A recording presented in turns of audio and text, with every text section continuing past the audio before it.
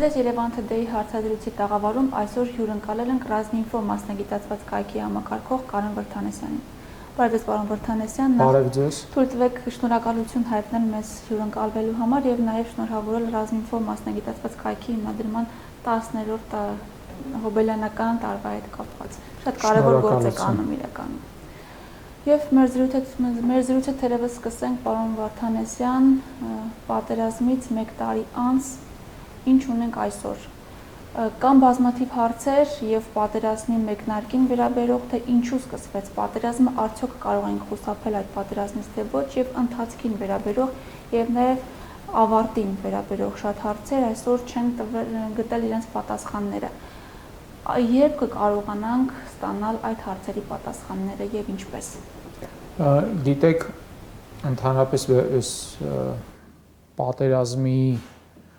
ընթացքը, պատերազմից հետո կատարվածը քննարկելիս ընկերներիս հետ միշտ ինչ որ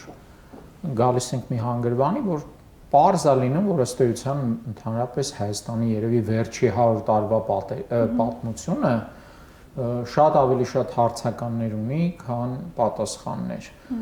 Ցավոք սրտի այդ իրավիճակի գագաթնակետը այո վերջի մի տարին է։ Երևի վերջի ոչ թե մի տարին, այլ երևի 3 տարին, հա, որովհետև հարցերը շատ են ու գնալով այդ հարցերը շատանում են, ինչ որ պատառիկներ ինֆորմացիայի հայտնվում են, բայց հստակ պատկեր, հստակ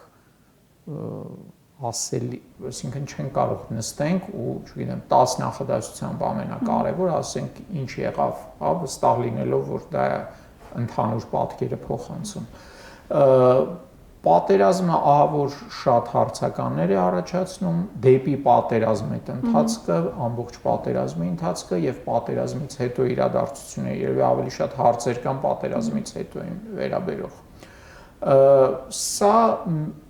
ներկայիս իշխանությունների Նիկոլ Փաշինյանի վարչակարգի քաղաքականություն է։ Այսինքն ամեն ինչ անորոշ թողել, այդ անորոշության մեջ գնալ ինչ որ, չգիտեմ, որոշումներ կայացնել, ինչ որ բաներ իրականացնել, որոնք այլ դեպքում, եթե հստակ պատկեր լիներ, բնակչության արդարացի զայրույթը բողոք կառաջացնեին, հա։ Ըստ էության այդ նույնիսկ երբ դեռ վարչապետ չէր ընտրվել, հա, այդ իր այդ քայլերթը որ սկսվեց, այդ ամեն ինչը sense ինչ որ մշուշի անորոշությունների, ինչ որ խոստումներ ուղիղ գուցե չի տալիս, բայց ինչ որ սպասումներ է առաջացնում, այդ անընդհատ մի օրինակ բերեմ շատ վառ։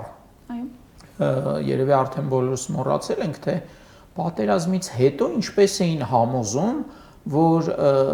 Բերձորը չի հանձնվելու, Դադիվանքը չի հանձնվելու, մի օր մի բան էին ասում, մյուս օր այլ բան էին ասում, մարդիկ Բերձորում նստած չգիտեին իրենք պետք է դուրս գային, թե չէ։ Հետո գալիս էր վերջին օրը ասում են վերջ, պետք է փախնեք։ Հա, էլ ինչ հասցրիք տանել, ինչ չեք հասցնում, դա ձեր խնդիրն է։ Հիշում ենք, որ ասենք դեպք կար, երբ որ ադրբեջանցիները եկել են, տեսել են մարդիկ ինչ որ բաներ են բարձում, սկզբից կռիվ էին արել, հետո հենց իրենք օգնել էին բարձել ուղարկել, հա, այդ մարդկանց իրենց տներից։ Այսինքն այդ անորոշությունը քաղաքականությունն է, դա ոչ թե պատահականություն է։ Նպատակը հետևյալն է, ռուսները լավ ասացվածք ունեն, արտահայտություն ունեն, մուտնեյ վաձե լավից ռիբկու, հա, պղտոր ջրում ձուկ որսալ։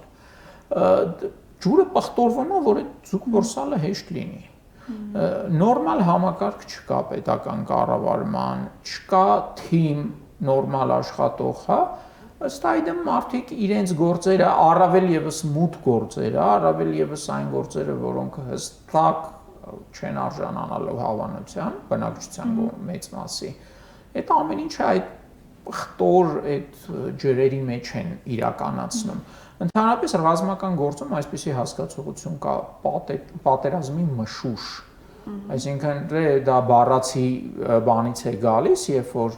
ռազմի դաշտում փոշի է բարձանում կրակոցներից, ձիերից եւ այլն, հերվից դժվար է կողմնորոշվել ինչա կատարվում հասկանալ։ Դրան ասում են պատերազմի մշուշ։ Այդ պատերազմի մշուշը նաև ասենց վերացական արտահայտություն կա։ Այդ մշուշը երբեմն հատուկ է ստեղծվում, որ չհասկացվի ինչա կատարվում։ Մենք հիմա պատերազմի մշուշի մեջ ենք ու հարց է առաջանում Հայաստանի իշխանությունները, որ ամեն ինչ այսպես լղոզում են։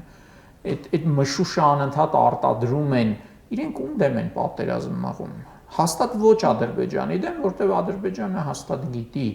թե ինչա կատարվում, դրսից տեսնում են իրենց ավելի լավ է երևում օրինակ մեր դիրքերում, ներկա դիրքերում իրավիճակը։ Իրենք շատ լավ տեսնում են մեր դիրքերը կահավորված են, թե չէ, բայց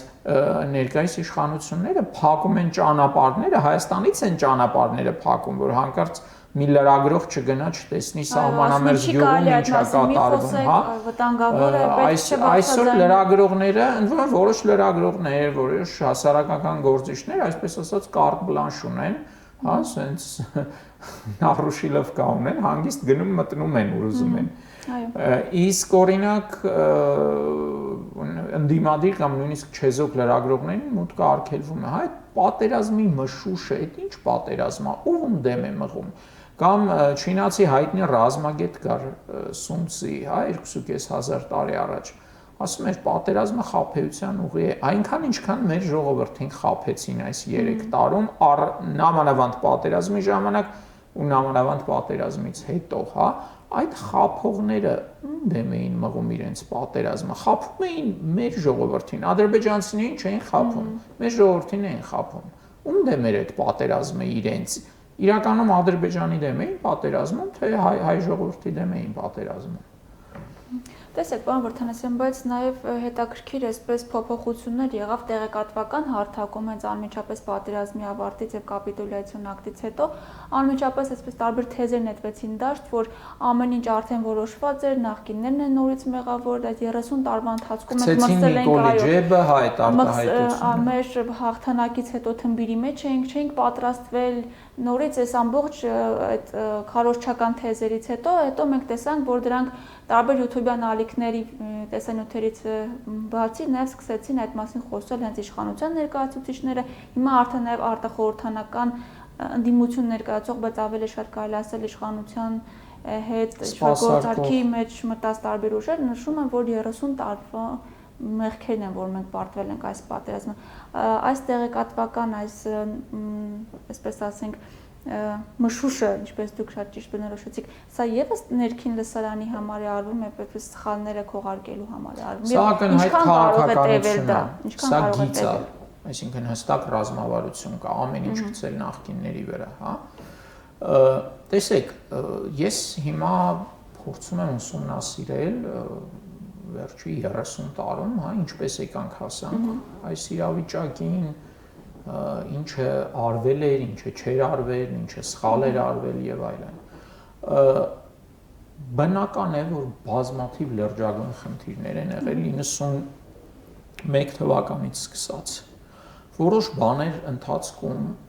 շտկվել են, որոշ բաներ չի շտկվել, որոշ բաներ նոր խնդիրներ են ավելացել։ Բազմաթիվ խնդիրներ կան, որոնց մասին կարող ենք ժամերով խոսել ու դա շատ հետաքրքիր ու օգտակար զրույց կլինի, հանրային քննարկում պետք այսօր, հա, վերանայելու ընդհանրապես մեր ճանապարհը որպես անկախ պետություն, մի հատ հետհայաց նետելու, հասկանալու ու առաջ շարժվելու։ Բայց ես պնդում եմ, որ բոլոր թերությունները, եթե իրար վրա հավաքենք, այդ բոլոր թերությունները, սխալները, հանցանքները թեկուզ դրանք չեն կանխորոշում պարտությունը։ Այնպես չէ, որ այդ պատերազմը հենց հիմա պետք է լիներ, հա, եթե Ադրբեջանը տեսներ, որ Հայաստանը իզորիու է դիմադրելու, եթե Ադրբեջանը տեսներ, որ շանս չունի կամ փոքր են շանսերը, չէր գնա այդ արկածախնդրության։ Հո աննորմալ չեն, հո խելագար չեն, Ալիևը շատ բան ունի կորցնելու, հա։ Նույն Ադրբեջանը շատ լուրջ տնտեսական խնդիրներ ունի, նամանավանդ 24 թվականից մոտավորապես սկսած, երբ իրենց նավթի արտահանումը ուզեն թե չուզեն արդեն ընկնելու է, հա, դա է միտումը ու արդեն այնպես չէ, որ ինչ-որ հսկայական ներդրումներ անեն, ինչ էլ անեն, արդեն ավելի քիչ է լինելու եկամուտը, քան ծախսերը։ Այսինքն նամանավանդ եթե հաշվենք այս կորոնավիրուսից հարվածները եւ այլն, Ադրբեջանը այնպես չէ որ շատ կայուն վիճակում է, հա։ Եթե ինչ մի քանի տարի օրինակ ձգվեր, դեռ հարց է, որ երկիրը կհայտնվեր ավելի վատ վիճակում, հա, չնայած Ադրբեջանը այսօր ամեն կերպ փորձում է ցույց տա, որ շատ հզոր ուժեղ երկիր է, բայց իրենք պատերազմը հաղթել են առավելագույն ճիգերով, առավելագույն մոբիլիզացիայով։ Եվ նույնիսկ այլ որ Ադրբեջանը մի քանի օր տևելու պարագայում իրենք արդեն լրջագույն խնդիրների են վախենում։ Այո, կենթանի ուժի շատ լուրջ խնդիրներ էին ունենալու, արդեն ունեին իրանք կենթանի ուժի լրջագույն խնդիրներ։ Իրենք էլ այդ վարձկաններ բերելը վկայում է այդ մասին, որ դրա կարիք ունեին։ Նույն ասենք, չգիտեմ, կուրսանտներին են մարդ նետել իրենք էլ, այսինքն մենակ մեր մոտ չէր, որ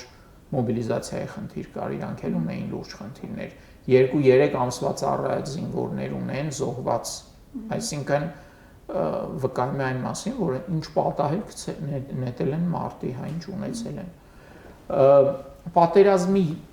լինելը կանխորոշված չէր, պատերազմի ելքը կանխորոշված չէր։ Նույնիսկ պատերազմից հետո, նույնիսկ պարտությունը չպետք է այս տիպի կործանարար լիներ, եթե Հայաստանի իշխանությունները, ես նույնիսկ չեմ ասում լինեին արհեստավարժ մարդիկ, դա նույնիսկ մի կողմ, եթե այդ մարդիկ ցանկություն ունենային դիմադրելու, ցանկություն ունենային բացի իրենց անձնական իշխանությունից որևէ այլ հարցով զբաղվելու։ Ի վերջո պատերազմի ժամանակ, նամանավանդ առաջի օրերին, այնպեսի համախմբում էր ժողովրդականը, ընդ որում ինքնաբուխ։ Այո։ Եվ իշխանությունները ինչ արեցին։ Առաջին իսկ պահերից սկսեցին խփել էլի ընդդիմությանը, հա։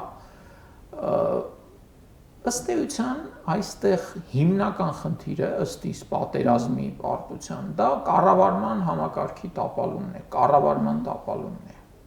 թիկունքի աշխատանքի տապալումն է։ Տասնյակ հազարավոր մարդիկ Սփյուռքում ու Հայաստանում լծվել էին, ինքնաբուխ լծվել էին, այդ գործին ցանցեր էին հյուսում, ինչ որ ապրանքներ էին ուղարկում եւ այլն, նույնիսկ դա չէին կարողանում համակարգել։ Ինչ որտեղ կուտակվում էին անօգուտ ապրանքներ, որտեղ դրանք պետք էին չէին հասնում եւ այլն եւ այլն։ Սա միտումնավոր տապալում էր թե ինձ թվում է 50-50, այսինքն միտումնավոր ասելով ինչ ենք հասկանում։ Ակնհայտ է, որ իշխանությունների համար առաջնահերթը Նիկոլ Փաշինյանի անձնական իշխանությունը պահելն էր։ Եվ չգիտեմ, կարող ենք վիճենք դա որակենք որպես պաշտոնական դիրքի չարաշահում, թե դավաճանություն, թե ինչ, բայց փաստ է, որ այն, ինչ պարտավոր էին արել, չի արվել։ Այն էլ ինչ արվել է շատ վատ անկազմակերպ։ Եթե էլի խոսենք օրինակներից, պատերազմին ընդառաջ զորքի պատրաստումը, այդ պատերազմին դա չի արվել։ Տեխնիկայի դուրսբերումը դա չի արվել։ Եվ այդ պատճառով հսկայական կորուստներ ենք ունեցել առաջին ժամերին, սա լրիվ 1941 թվականն էր։ Ընդ որում մենք ի տարբերություն այդ հսկայական խորհրդային միության, մենք այդքան ժամանակ մեզ պետք չէր, որպեսզի գոնե տեխնիկան դուրս բերվեր դիրքեր եւ այդ առաջի հարվածից տենց կենտրոնացված այդքան կորուստ չունենային, հա, տեխնիկան եւ կենթանի ուժը։ Հիմա որ ասում են 30 տարի թալանվել էր, այսպես ասեմ, պատերազմի առաջին օրերին մենք կորցրել ենք շատ ավելի շատ ու դա հետո դարավ որոշիչ, հա։ Մենք շատ ավելի շատ կորցրեցինք, քան չգիտեմ, ինչքան էլ տեսականորեն կարող էր թալանված լիներ այս ժամանակում։ Ես նույնիսկ կարծում եմ, որ եթե Իսրայելի բանակն էլ բերեին դնեին Նիկոլ Փաշինյանի ենթակայության տակ, դա էլ էր մսխվելու, ասելու էին, որ չգիտեմ, թալանել են, Գոլդա Մեյերն էր դեռ թալանում, հա։ Մի խոսքով այդ մի կողմից, հա, ժամանակին գործողությունները չկատարելը, այն գործողությունները, որոնք ըստ պլանների պետք է արվեին, դա էլ չի արվել ժամանակին։ Երկրապահը օրեր անց նոր հասավ դիրքեր, այն դեպքում, երբ օրինակ դաշնակցության գումարտակի ստորաբաժանումները 24 ժամ անց արդեն մարտի էին բռնված, ընդամենը 24 ժամում։ Եթե հիշենք 2016 թվականին ապրիլյան պատերազմի ժամանակ երկրապահը 24 ժամ անց կարծեմ մոտ 1000 հոգի արդեն դիրքերում էին։ Եվ դա հնարավորություն տվեց այդ դիրքերից զորքը, կանոնավոր զորքը արդեն ավելի կարևոր բաներ տեղափոխել, հա, ուղղությունների վրա։ Ամեն ինչ ուշացվում էր։ Եվս մեկ հարց շատ կարևոր մոբիլիզացիան Հայաստանում նորմալ լիարժեք չարվեց։ Նիկոլ Փաշինյանը անձամբ եւ իշխանության այդ բոլոր շեփորահարները իրենք բոլորը հայտարարում էին, թե բայ կամավոր չգնացիք եւ այլն։ Ես բազմաթիվ օրինակներ գիտեմ մարդկանց, որոնք կամավորագրվել են, իրենց երբեք չեն կանչել։ Մարդկանց, որոնք ամբողջ պատերազմը մնացել են զորամասներում, այդպես էլ ռազմաճակատ չեն հասել։ Շատ հաճախ ինչ որ, չգիտեմ, կամավորական ջոկատ գնում էր, տեղում երկար ժամանակ չէին կարողանում հասկանալ, ուր ուղարկեն, ով է ղեկավարելու եւ այլն։ Եվ ամենախայտառակը այդ կոչը, որ 30 հոգով հավաքվեք ձեր մեջից հրամանատար ընտրեք։ Մարդ վարելը մասնագիտություն է։ Մարդ կառավարելը մասնագիտություն է։ 30 հոգուց նույնիսկ ծառայություն անցած մարդ եթե որպես զինվոր է անցել կամ թեկուզ սերժանտ, նա հազվագյուտ ինչ որ տաղանդներից, տենց ինքնաբուխ, չգիտեմ, կան այդպիսիներ թե չէ, եթե այդ մարդկանց հանենք, ասենք թող 5 հոգին այդպիսին լինի։ Հնարավոր չի մարդը առանց պատրաստության գնա ու մարդ կառավարի։ Մարդկանց տարել թողել են բաց տեղում, ասել են դե պետքա ստեղ պաշտպանեք։ Չի լինում այդպես։ Պաշտպանությունը դա մասնագիտություն է, դա համակարգ է, պետք է համակարգված լինի։ Ասենք ես պետք է հասկանամ կողքի ստորաբաժանում ինչ խնդիր է կատարում, այն մյուս կողքի ստորաբաժանում ինչ է անում, իմ անելիքը ինչ է, որ դեպքում ինչպես պետք է գործեմ եւ այլն։ Իզուր չի, չէ՞ որ ինստիտուտ կա ռազմական, այդ սպան 4 տարի սովորում է, հետո մի քանի տարի էլ ծառայում է, նոր սկսում է այդ նորմալ ինչ որ դառնալ հրամանատար, այդպես չի լինում, որ մարդը փողոցից գա, ասեն ձյազ ջան, քո մազերը սպիտակ են, ուրեմն դու ես հրամանատարը, ու ինքը գնա ու հաղթի, չի լինում այդպիսի բան, հա, դա այդ մարդկանց ինքնասպանության ուղարկելն էր։ Ու հետո բան փախնում էին, չգիտեմ, լավ չէին կռվում, այս չէին անում, այն չէին անում, հնարավոր չի առանց հրամանատարության, առանց կառավարման, առանց կապի, առանց համակարգման այդ ամեն ինչը անել։ Ու այլ հարցեր էլ տան, հա։ Արդյոք նախկիններն էին մեղավոր այդ ինքնասպան, չմտածված ըստ էության PR-ի համար, գովազդի համար, Նիկոլ Փաշինյանի քարոզչության համար արվող հակահարձակումները, որոնք տապալվեցին, որոնց պատճառով կործանվեցին մեր ռեզերվները, որոնք պետք է պահեին հադրութը, պետք է պահեին գիծը այդ Սյունիքի արևելյան հատվածում եւ այլն, հա, այն որ թշնամին հասավ Շուշի ու որևէ կերպ դա չկասեցվեց, դա էլի նախկինները մեղավոր, հա, չկա այդպիսի բան։ Այսինքն մենք կարող ենք քննարկել նախկինում արված սխալները, հանցագործությունները, մեղավորներ գտնենք, դատենք եւ այլն, բայց իրանց բոլորի գումարային մեղքը, ասենք, այսքան է, ներկա իշխանությունների մեղքը այսքան է։ Երբևէ այս պարտությունը դա սուտ է, թե դա կանխորոշված էր, այդպես չի։ Դե մի իշխանության հիմնական քարոզչական թեզն է դարձել։ Այո, եթե դու քո բոլոր դաշնակիցների հետ հարաբերությունները փչացնում ես, եթե դու դեռ պատերազմի առաջին օրերին հիշում եք այդ հեշթեգով գրառումներ էին տարածում, թե չի զանգելու, մենք ինքներս հեսա կհաղթենք եւ այլն, հա, դա նախկիններն էին անում, հա։ Չէ, դա հենց իշխանական քարոզիչներն էին անում, մարդիկ, որոնք աշխատում էին ԱԺ-ում, մարդիկ, որոնք աշխատում էին, չգիտեմ, ՔՊ-ում եւ այլն, այդ մարդիկ էին անում։ Հիմա այդ եկել հեքիաթները, ԹՀ-ները սենսնես, դե եկեք այդ դեպքում առաջինը Տիգրան Մեծն է ուրեմն մեղավորով էր իրան ասում տենց մեծ տերություն կառուցեր, հետո տիրություն չաներ, որ հիմա մենք այս օրին ենք, խեղճ Նիկոլ Տիգրան Մեծը պարտությունը գցեց Նիկոլ Փաշինյանի գրպանը։ Այդ դա իհարկե աբսուրդ է։ Դրան հավատում են միայն մարդիկ, որոնք ընդհանրապես ոչ մի բան չեն հասկանում իրավիճակից, այդ մարդկանց մեծ մասին էլ մեղադրելու չի։ Իրենց հասանելի է միայն H1-ը, իրենց հասանելի է միայն perfect TV-ները, այսպես ասած։ Համ մեր զրույցը իրանք չեն տեսնելու։ Այդ մարդկանց մեղքն էլ չի։ Այստեղ ավելի շատ, այստեղ ես մեղադրեմ ընդդիմության մեղքն է, որովհետև չեն գնացել այդ մարդկանց հետ աշխատել, չեն բացատրել։ Նիկոլ Փաշինյանի, այսպես ասած, բանագնացները նոյեմբերի 10-ից սկսած մարդկանց հետ էին հանդիպում։ Գնում էին գյուղեր, իրենց այնտեղ վիրավորում էին, իրենց վրա հարձակվում էին եւ այլն, բայց իրանք խոսում էին, իրենց այդ ստերը, հեքիաթները այդ մարդկանց պատմում էին, այդ ծանր իրավիճակում, հա, կարողացան ամիսների ընթացքում այդ հսկայական թվով մարդկանց ուղեղը լվանալ, հա, ընդդիմությունը չաշխատեց, ընդդիմությունը ռեալ հարցերը չբերեց հասցրեց այդ մարդկանց։ Ցավոք սրտի։ Ընդ որում սա վերաբերում է բոլորին, ռեալ ընդդիմությանն է, էլի, այսինքն այնպես չի, որ ես ինձ տարանջատում եմ, ես էլ ուրեմն բավականաչափ լավ չեմ աշխատել, հա, չգիտեմ։ Իսկ նույն այդ ընդդիմությանը, որը նշեցիք, հա, ըստ էության իշխանության սպասարկումներին,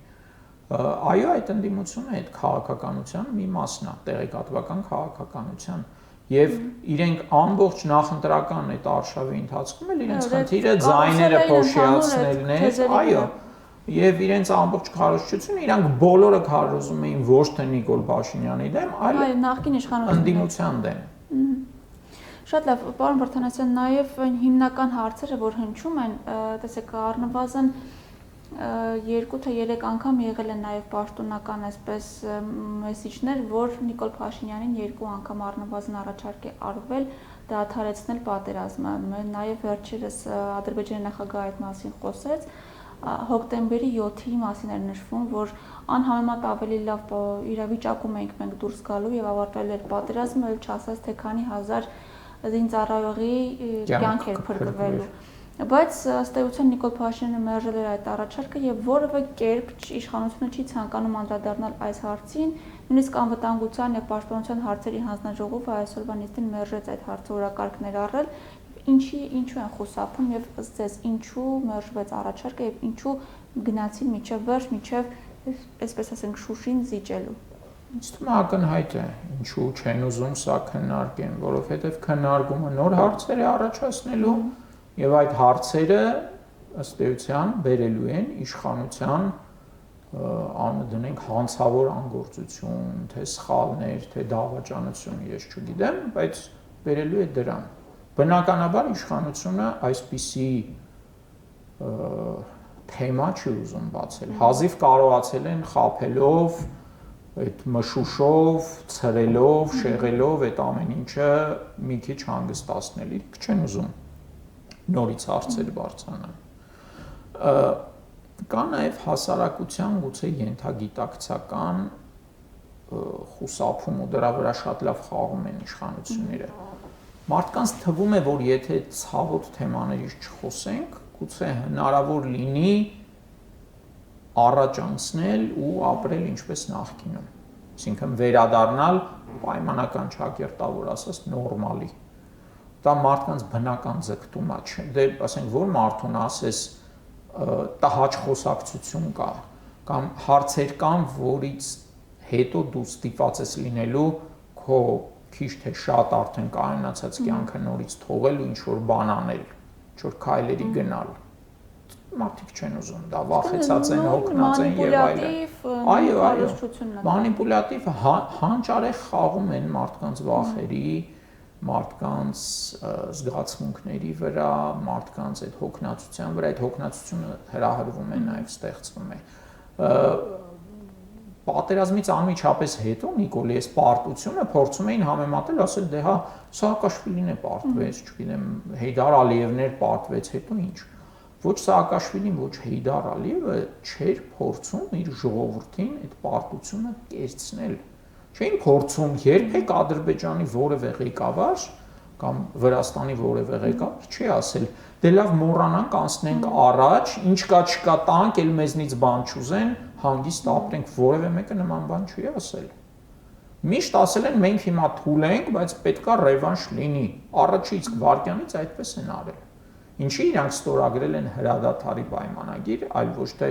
որ կապիտուլյացիոն որտեղ ասվել է որ մենք պետք է հանձնենք այսինչ բաները կամ համաձայնենք որ չգիտեմ Արցախի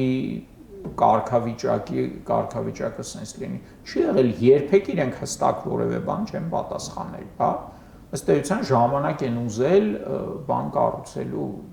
ռևանշին պատրաստվելու դա է եղել հիմա օրինակ Նիկոլ Փաշինյանը ժամանակ է ուզում որ ոչ միայն Հայաստանում այլ տարածաշրջանում խաղաղության դարաշրջան բացի ում հաշվին է գինը ինչ է լինելու տարածաշրջանում խաղաղության դարաշրջան բացելու այս ձևակերպը դե այդ սիրուն խոսքերը ըստ էության նա այդ խաղաղության գաղափարը ծախեց որպես իր նախընտրական հա գաղափար իր ընտրողներին եւ հաջողել վաճառեց բայց գիտեք մի քիչ եթե մարդ իմանա Թուրքիան ինչ է Թուրքիայի քաղաքականությունը ինչ է նայի մի հատ Թուրքիայի հարևանների հանդեպ Թուրքիայի քաղաքականությունը ոչ միայն Հայաստանը մի կողմ դնենք ենթադրենք մենք ինչ որ շատ վատ հարևան ենք ենթադրենք մենք շատ վատ հարևան ենք մեր հետ անտանելի է լավ մեզ դրեցինք մի կողմ մյուս հարևանների հետ Թուրքիան իր ինչպես է պահում ստեղա հողզավթում, ընդեղա ներխուժում, ընդեղա ինչ որ բաներ անում եւ այլն բոլոր ուղղություններով բզբզում է այդ երկիրը խաղաղության է ձգտում այդ երկիրը ըստ էության վերջի 10 տարում մի քանի պատերազմ հրահրեց Սիրիայում քաղաքացիական պատերազմի ակտիվ հրահրողներից մեկն էր Իրաք անընդհատ ներխուժում է տենց վերջի մի քանի տարում 3 անգամ ներխուժել է Իրաք եւ արդեն ռազմաբազաներ ա դրել զորք ա տեղադրել ինչ որ տարածքներ ա գրավել Իրաք ոչ թե Սիրիա Սիրիայում էլ չասած հա նույնը ասենք Կիպրոսը այս երկիրը ինչ այս երկրի հետ հələ Ադրբեջանը մի կողմ դնենք այս երկրի հետ ինչ խաղաղության մասին է խոսքը դե վերջերս չթաքցրես նաեւ այն նախապայմանը որը այսպես ինքը առաջ է քաշում Հայաստանը դե այդ նախապայմանը առաջ է քաշում մենք համաձայնվում ենք իրենք նոր նախապայմաններ են առաջ քաշում հա մենք արդեն հասանք բանին չգիտեմ ըստ էության մեր բոլոր ճանապարհները արտաքին Ադրբեջանին հանձնելու արդեն դա է չէ առաջ քաշվում Արդեն Սյունիքում փակեցին ու տեսանք որ Իրանի հետ մեր պետական միջպետական ճանապարհը փակեցին հիմա ձգտելու են նույնը անել ասենք Նախճեվանի այդ անկլավների միջոցով Նախճեվանից ձգտելու են նույնը անել Տավուշում եւ այլն ինչ էլ մենք հանձնենք իրենք իրենց նպատակները ըստ էության բացահայտ անթակուց ասում են իրենք հայտարարում են թե Հայաստանը տապալված պետություն է Այսինքն իրենք վաղուց այդ նոր բան չի, բայց ասենք վերջերս պատերազմից հետո դա շատ լուրջ է։ Իրենք հայտարարում են, որ ըստ էության հայերը իրավունք չունեն պետություն ունենալ այստեղ ունենալու։ Ու այս ֆոնին ինչ խաղաղության մասին է խոսքը։ Հա, Նիկոլ Փաշինյանը կարող է դառնա Թուրքիայի ինչ որ վիլայեթի Իրավան քաղաքի քաղաքապետ Այն էլ էլի մի քանի տարի կլինի, հետո ընտրություններով ինչ որ մի հատ քուրդ կընտրեն։ Ինչ խաղաղության մասին է խոսքը։ Ու խաղաղություն չկա էլ, մարդկանց առևանգում են, չէ, ճանապարհից։ Պատերազմից հետո քանի մարդ է զոհվել։ Քանի զինվոր է զոհվել, քանի քաղաքացիական են առևանգել, քանի մարդու են սպանել պատերազմից հետո։ Էլ չասեմ, ասենք տեխնիկան փչացնելը, չգիտեմ, անասուն առևանգելը եւ այլն։ Բայց կարծես չեն ընդունում որ խնդիր կա, պարոն Վարդանեսյան, օրեր առաջ գլխավոր շտաբի պետը ասում էր ամեն ինչ կարգին է, Գորիս Կապանավկոյանի նորմալ է, իր տրամաբանությամբ նորմալ է, բայց ասենք եկեք փողոցում հարցնենք մարդու իր համար նորմալ է, եթե ինքը Հայաստանի տարածքով տեղաշարժվելուց իրան սպանեն։ Կամ եթե ինքը իր հողը չկարողանա բանանի, մշակի, կամ եթե իր բնակարանը գան բանանեն, խլեն ձեռքից, դա նորմալ է։ Իսկ այն որ անընդհատ խոսում են, որ այդ հատվածում Սյունիքում կան հատվածներ, որոնք վիճելի են, նույնիսկ ասում են այնտեղ տարածքներ կա, որ դա Ադրբեջանինն է, մենք ոչինչ չենք կարող անել, այս խոսակցություններով ինչ են նախապատրաստում։ Այստեղ գիտեք աբսուրդը ինչն է։ Եվ ասում են վիճելի է, եւ ասում են իրենցն է։ Եթե վիճելի է, արդեն իրենց չի, ուրեմն գնացեք վիճեք։ Եթե վիճելի չի, ինչ գործ ունեն ադրբեջանցիները Սև լճի մոտ, ինչ գործ ունեն ադրբեջանցիները խորը մխրճված Գեղարքունիքի տարածքում։ Նույնիսկ երեք ոնց որ թե իրենց դրոշներն այնտեղ բարձրացրել։ Երասխալանում էլ, երասխի դիրքերում էլ։ Լավ, այդ դրոշ բան է, դրանք մի քիչ ավելի տենց ինչ որ ցուցադրական բաներ են, սիմվոլիկ բաներ են։ Եթե ասում ենք, որ դա իրենց տարածքն է, այդ դեպքում էլ ոնց է դա վիճելի։ Ուրեմն վերջ թեման փակեք ու ասեք, վերջ դա իրենց տարածքն է, այլ ոչ մի բան։ Այսօր առաջա քաշվում թե եկեք դեմիլիտարիզացնենք սահմանը։ Ինչ է նշանակում դեմիլիտարիզացնել։ Նշանակում է մենք մեր սահմանը չենք վերահսկելու, մենք մեր տարածքը արդեն չենք վերահսկելու։ Այսինքն մեր հովիվը սահմանի մոտ մեր տարածքում չի կարողանալու անասուն բան անել։ Հա, այդտեղ ինչ որ չգիտեմ, անհասկանալի որ երկրի կամ հասկանում ենք որ երկրի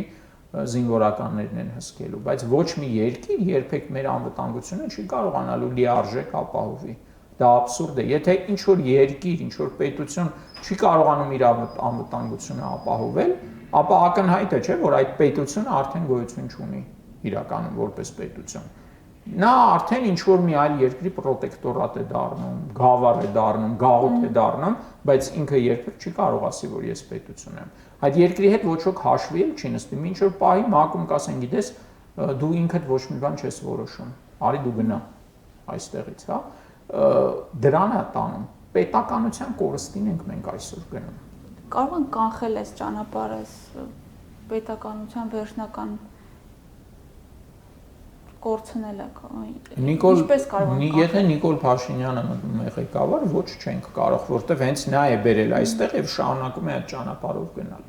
Մինչեւ Նիկոլ Փաշինյանը իշխանությունն է Հայաստանում, մինչեւ իր արածը չի միաձայն չի դատապարտվել եւ ժողովրդի եւ ներկայիս վերնախավի կողմից, մենք այդ ճանապարհով ցավոք սրտի շարունակելու ենք շարժվել։ Շատ լավ, շնորհակալ եմ հարցազրույցի համար։